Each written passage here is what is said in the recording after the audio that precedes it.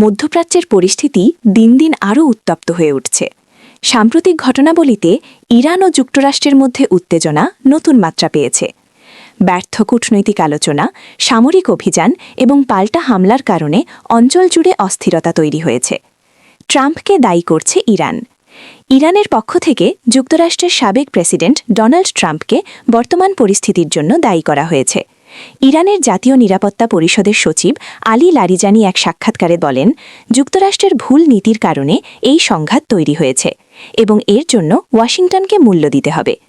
Iran দাবি করেছে তারা তাদের অবস্থান থেকে সহজে সরে আসবে না। ভুল কৌশলের অভিযোগ।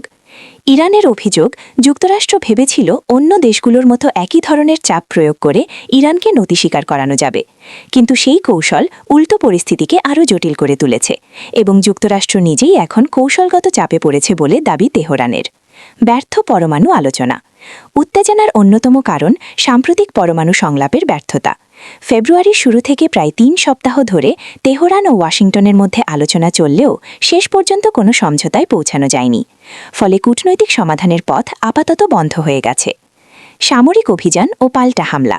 পরিস্থিতি আরও জটিল হয়ে ওঠে যখন যুক্তরাষ্ট্র অপারেশন এপিক থিওরি নামে একটি সামরিক অভিযান শুরু করে।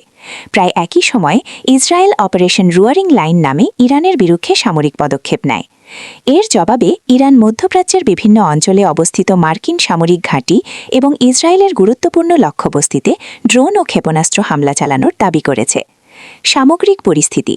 সব মিলিয়ে ইরান ও যুক্তরাষ্ট্রের এই উত্তেজনা মধ্যপ্রাচ্যে বড় ধরনের সংঘাতের আশঙ্কা তৈরি করেছে। বিশ্লেষকদের মতে, কূটনৈতিক সমাধান না হলে পরিস্থিতি আরও ভয়াবহ রূপ নিতে পারে।